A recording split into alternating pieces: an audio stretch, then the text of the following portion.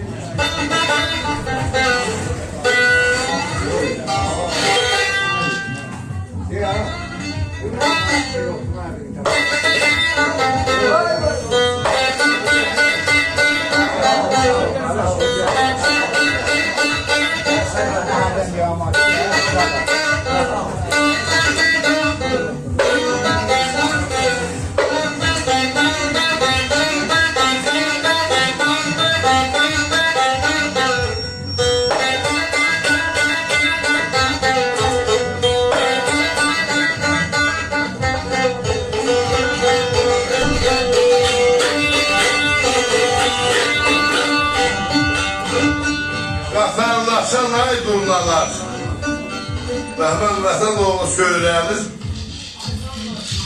hələ İlvarana qələmə yazır ki, qatarlaşan ay durnalar, asta qanat salın gedin. Yaranamə yazasıyam, bizdən elə salın gedin.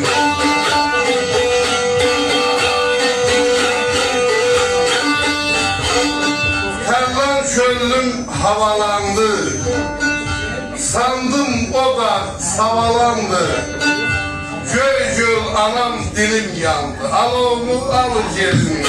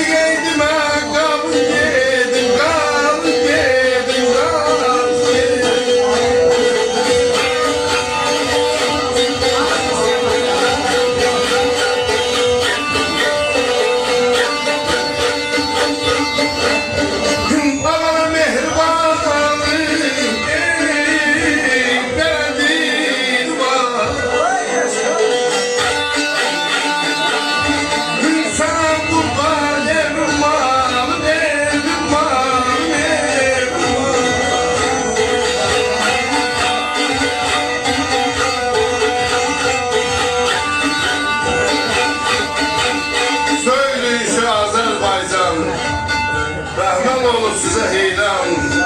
Ben gelirəm ağlar diləm. Bir geyitime kalır gelirəm.